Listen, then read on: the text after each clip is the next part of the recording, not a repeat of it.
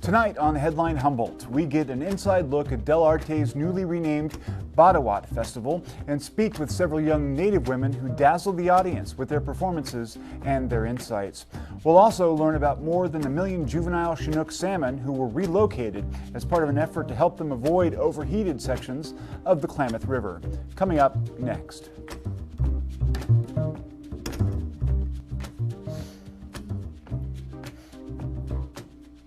This is Headline Humboldt. I'm James Falk. Thanks for joining us. Every so often, as an adult of increasing years, one who has the pleasure and privilege of raising kids of my own, moments arise when I'm absolutely floored by the insight and wisdom of oncoming generations. I am currently raising 2 teenagers, Henry and Sophia, and they never cease to amaze me with how they're unburdened by the baggage of the past. They aren't victim to so many of the issues and biases that have paralyzed my generation and those who came before. It's common for my kids to call me out on things I say thoughtlessly that reveal the sometimes stilted views I've inherited from decades of cultural conditioning. While I consider myself an open-minded person, compared to the kids of today, I'll always just be an old curmudgeon. Well, this week I had another moment, and this time it wasn't my own kids who drew me into an amazing sense of hope for the future of our species. Youth ambassadors from Two Feathers Family Services, performing as part of Del Arte's newly renamed Baduwa't Festival, inspired me with their wisdom and perspective on issues that have plagued the nation since its beginning. Tonight, we're honored to share with you conversations we had with these kids, as well as some of their performances from that evening. These are kids who've inherited generations of trauma and turmoil brought on by this country's wide disregard for the well-being of their people. And while some bitterness on their part would certainly be excused, they remain keen on engaging with this world and making it a much better place. My wife Amy and I often marvel at today's kids and how they've endured so much garbage, seen so much dysfunction and injustice, and yet move energetically forward to a new and more righteous horizon. Despite everything this world has done wrong, and there's a lot, the kids were all right. And now the interviews. Moments before the kickoff celebration for Del Arte's Baduwa't Festival, formerly known as the Mad River Festival, we sat down with 5 young youth ambassadors from Two Feathers Family Services, as well as Elizabeth Colón Nelson from Del Arte, to talk about history, self-expression, and the importance of social change. I am strong, I am indigenous. It is the official opening of the Baduwa't Festival, which was formerly the Mad River Festival, but we've been working with the Wiyot tribe. The passion for creating space for more Wiyot words is so important to the tribe. And we realized, oh wait, our festival, our annual festival, is using not the original name of the river, but the colonized, the one we all know. And so we asked the tribe, we said, hey, if we changed the name of the festival, would that align with you all, with your mission to see more Wiyot words in your territory? And they were just emphatically, yes, let's do it. Yeah. So coming out of COVID, we just knew we needed to do things differently, and so this is that opportunity. So it's the Baduwa't Festival. We usually start the festival with a big kickoff, with a big show, but we're doing it, we're just coming together as a community, right, this year. So instead of hearing from us, we'll be hearing from Indigenous voices, local leaders and creative artists. Ted Hernandez will be joining us, Virgil Moorhead of Two Feathers, Willard Carlson of APA, and then, of course, the Two Feathers youth will be sharing poems and song that they created and drumming. Humboldt County has sort of developed a reputation over the years recently. I mean, well, there's a reputation 150 years ago as well, and it was a very bleak and deadly reputation. But recently there's been some moves made, I think, in Humboldt County that have sort of the world has heard about, like, the island returning to the tribe, and now the last portion of it was donated by or not donated, but given back by the city of Eureka. What do you think that says about our community and potentially the healing that may be ongoing? Do you feel like that's happening? I'm not part of the Wiyot tribe, so it's difficult for me to speak on that. But as a member of the community, for me, that's hope, right? That is, as an artist, like, that's my desire, is that we're part of adaptive change, that we recognize when harm happens, and that we get to be part of growth and expansion and healing, just not only as a community member, but as an artist, as an arts organization. Like, that feels like, yes. to me. Absolutely. And I mean, it's interesting that you shared Tolowa Island. One of the youth here in the workshop that we've been working on, just talking about who we are, just finding power in our story. That's been this whole process, is our voice, our story, our power. Yeah. And one of the young women shared that she is a direct descendant from one of the survivors of the massacre at Tolowa Island. Wow. Yeah, and so it's this beautiful, she's going to be able to meet Michelle Hernandez, who'll be here tonight, also showing her film Duke. Being part of a community, being an artist, and sharing what we know, sharing what we're learning, and learning and making new connections. And I don't know, it just, that feels like if we're going to regather together after COVID, like let's really do it in a way that embraces our humanity. Talk a little bit about the importance to your mind of, sort of giving a platform for voices to be heard that oftentimes haven't been heard or maybe have been, silenced by history. Do you think that's important? Yes, absolutely. Softball question, but I like it. I'll catch it. Well, for me personally, I am a woman. I'm a woman of color. My mother is Puerto Rican. I was raised by a single mama, and she would often share with me about what it was like growing up in the South, not knowing English, having like this passion in her creative vitality. But not being able to express it primarily because of a lack of access to language, but also as a woman, she was often like pushed aside. And so I kind of like, well, let's fix that, Mama.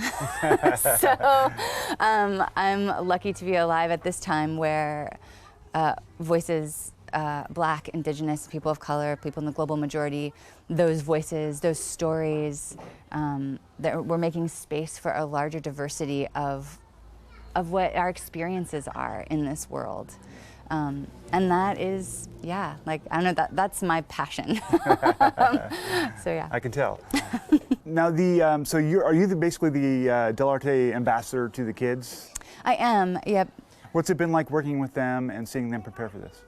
I feel like, I didn't realize I was going to cry. I feel like I have learned so much more than I could have ever even hoped or dreamed to teach. Yeah. I've been working with two other women, Samantha Williams-Gray, who is KEET, and working on our Bartow project that's coming up soon. You'll hear more about the Bartow project, by the way. Yes. It's coming to a KEET channel near you. Yes. And Julieta Garza. And we had this like great curriculum and pedagogy plan that we'd been working with Two Feathers on.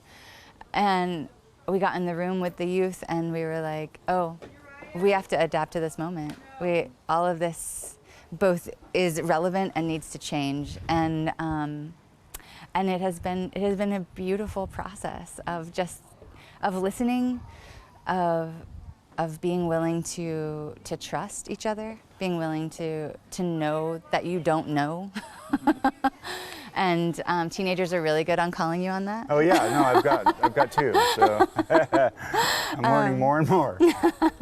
And so yeah, every time I gather with these young folks, I'm more and more hopeful about the future, about storytelling, about the creative arts, about the future of the world, and the climate, the earth. So yeah, I feel like I've just sort of like shown up and held space for them to fly. Just like go, go, go.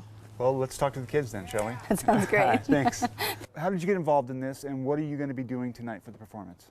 Well, I got involved with my job. Our whole crew came in today to help with the performance and kind of gave us an opportunity to see if we wanted to join and be a part of it.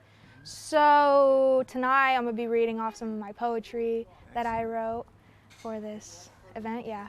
What kind of, what do you write about in your poetry? Either like how I feel, it's other ways that I express how I feel because it's just, more of a calming and not so harsh way of me putting it out there. Yeah, absolutely. And you? I was brought here through my job working as a youth ambassador. I'm going to be singing one of my songs from my culture, and I made one specifically for this event, actually. Oh, wow. So you wrote a song in your native language, is that right? Not technically my native language. It doesn't have to be in my native language, but no. it's more of a distribute as a prayer. Okay. So. Excellent. Are you nervous about doing that? I mean, both of you, are you guys nervous about showing your work to the world? I'm nervous, but I think it's a great opportunity to, you know, practice putting myself out there, you know, for future preferences, or, you know, so. I'm excited bet to you share are. my piece, yeah. Libby, so what are you going to be doing tonight? Okay, so if you haven't already caught on, I'm also a youth ambassador. Yeah. And Now this is, what does it come from? It's the Two Feathers? Two Feathers, yeah. Excellent. Okay, so I wrote a poem. At first I didn't want to do it because I was really nervous, but I ended up writing a poem inspired by the other youth ambassadors that I'm working with while they were reading theirs off. Yeah, so just a poem. Cool. Now it's something you've come up recently with. Yeah. Excellent. So you're gonna have work that's like raw from the heart coming out. That's awesome. So let's talk a little bit about the Two Feathers and being a youth ambassador. What is that about, and how do you like it? It's really kind of a suicide awareness group and a substance abuse group, or Substance you know, abuse prevention group. And I think it's awesome. It's, you know, it's also preparing me for my future, and I'm not much of a social person, and it's really opened me up to new relationships. So I think that's amazing, you know. It's a great opportunity. How about you guys? What do you think about being a youth ambassador?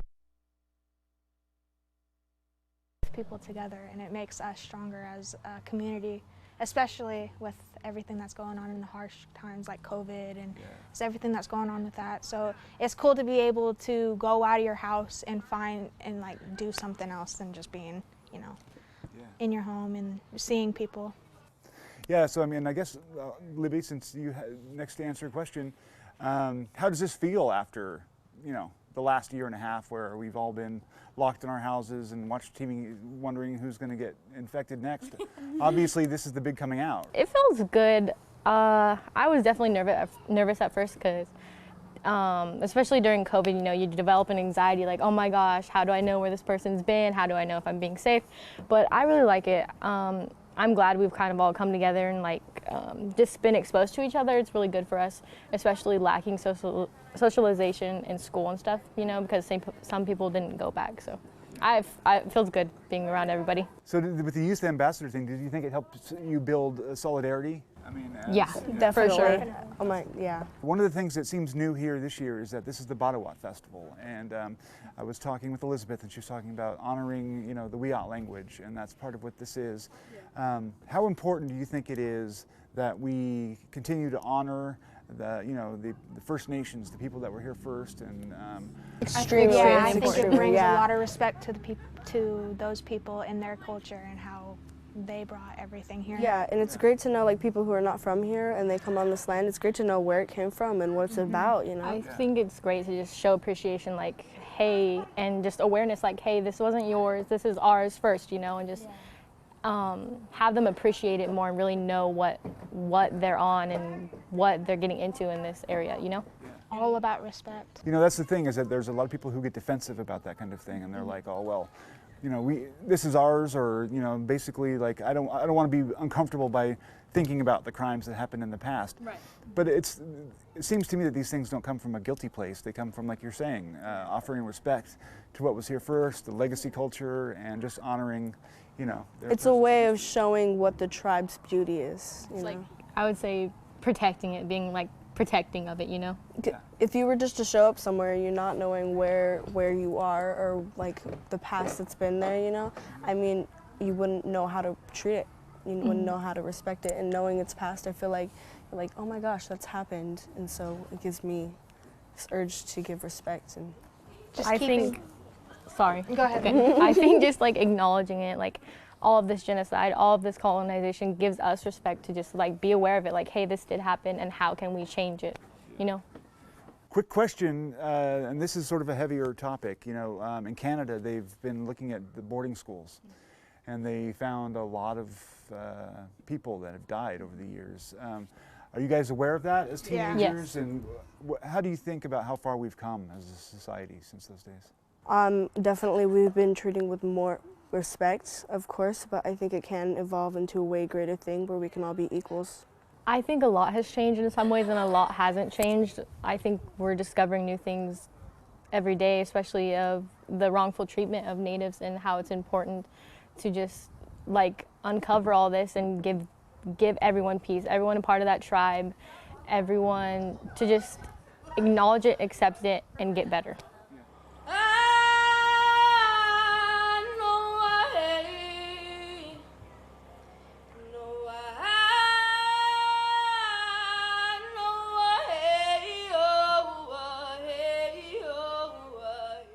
So how did you guys get involved in the Youth Ambassador program?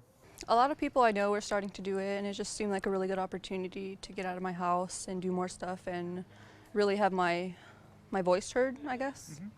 And especially coming out of COVID, right? Yeah, especially isolation and everything, didn't get to see anyone really. Yeah, and with your Hoopa high school was closed, right? Yeah, just like everywhere else. How about you? Shoshone reached out to me in September and she was like, hey, we're running this new program, would you be interested? And so I said yes, and then by the time of December, we actually got like the program running, and Excellent. That's how it all happened.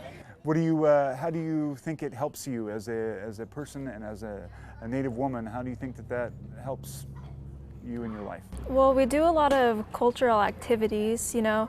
Not a lot of us have access to that kind of stuff, especially growing up on the reservation. Some families have a lot of regalia and a lot of teachers, and some don't. Yeah. So it's just having the activities to do during work, and doing online Zoom classes and Zoom meetings and Google Meets really helps get our voice heard out in the media and stuff, and to other organizations. One of the things that we were also talking about with the previous set of girls was how we are living in a time now where there seems to be some efforts being made to kind of allow Native cultures an increased voice and more participation and maybe a little bit more respect. How do you feel about where we're at in society today in that respect, and what do you think still needs to happen? I feel like a lot of healing needs to be done with historical trauma, and it gives me goosebumps right now. Like, it's crazy. Like, we've gone through so much as Indigenous people. I feel like now our voices are starting to be heard more. During the Black Lives Matter movement, Native communities stood together with them and protested and stuff.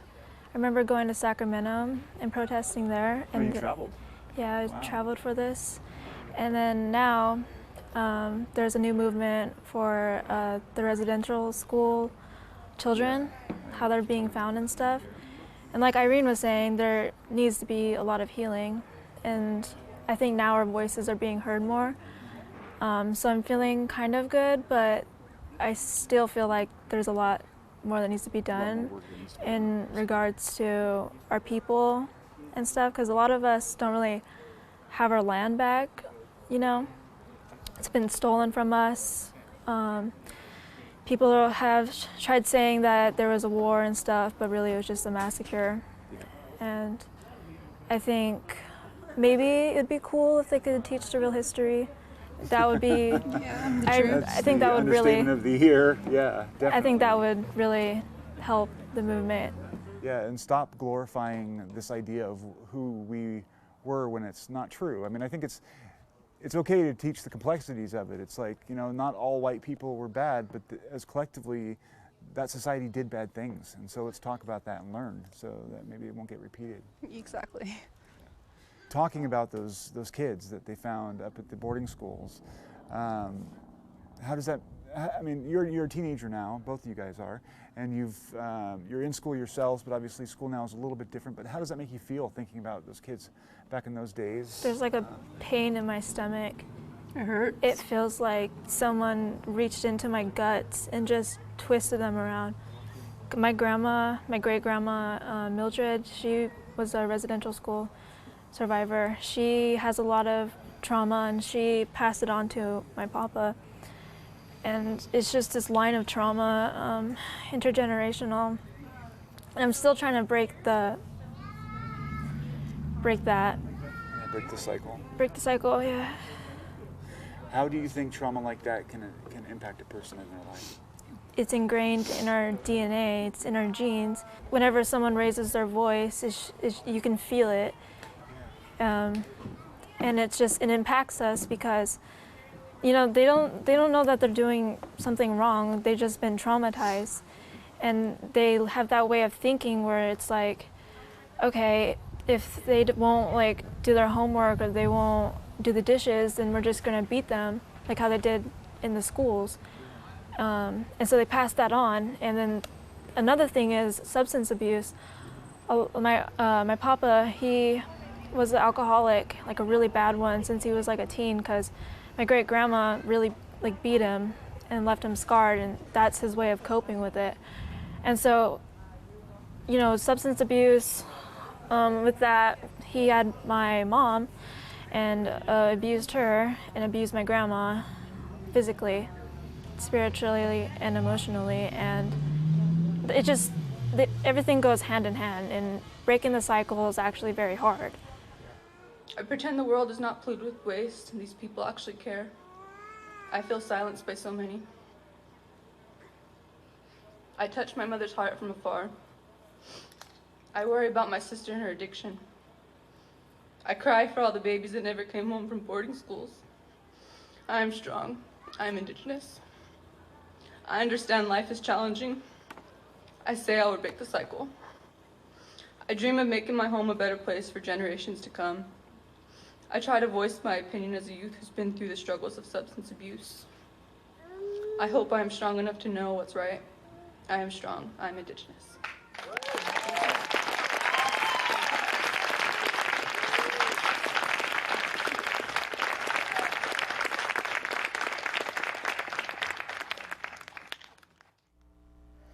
That was amazing. We at Redwood Empire, Public Television, were saddened to learn this week that former board president Paul McNally has died. McNally was a KEET stalwart for many years and spent more than a decade as general manager of the Ingomar Club.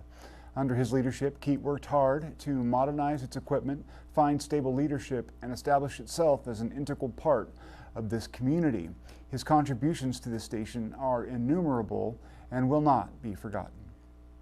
Really what I hope for the next 50 years is that we remain viable, that we remain here, we remain part of this community and serving the community well with regards to the programming that we do, not only from PBS, but the programming that we do here locally.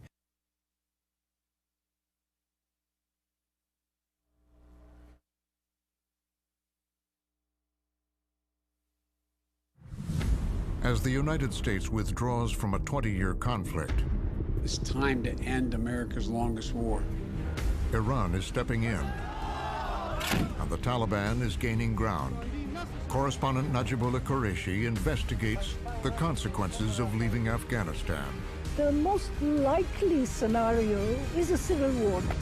There is no one to stop it anymore.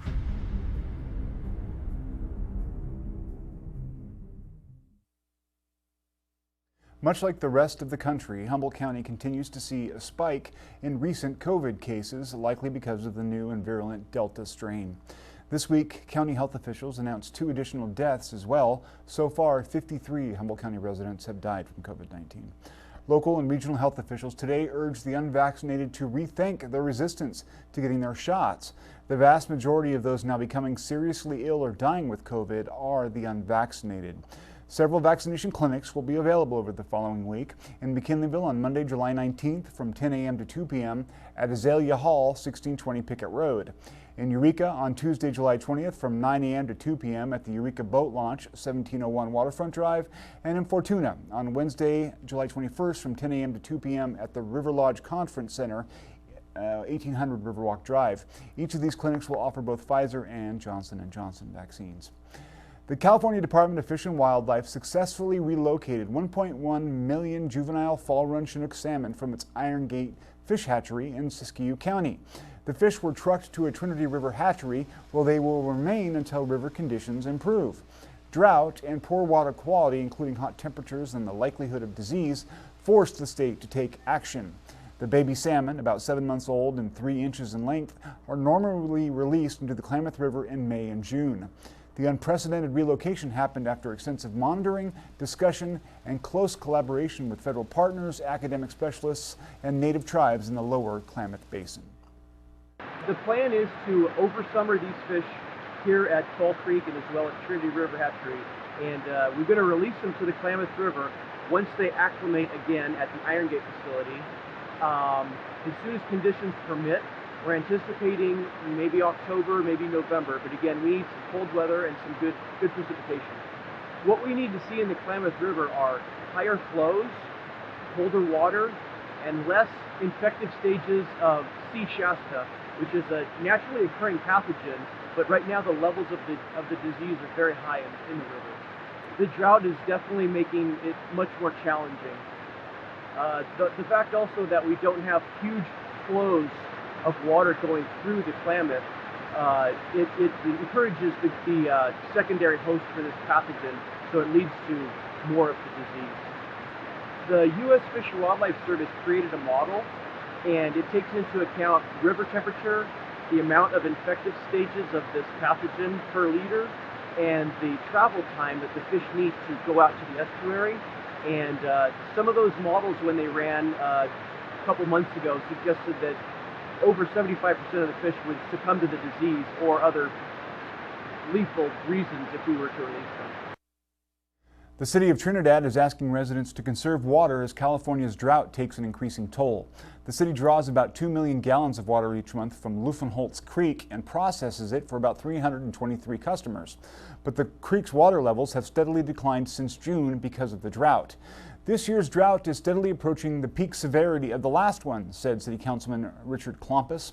And unfortunately, we don't have another water source for the city at this time, he said. These reductions will be voluntary, but if water levels continue to drop, such measures could become mandatory.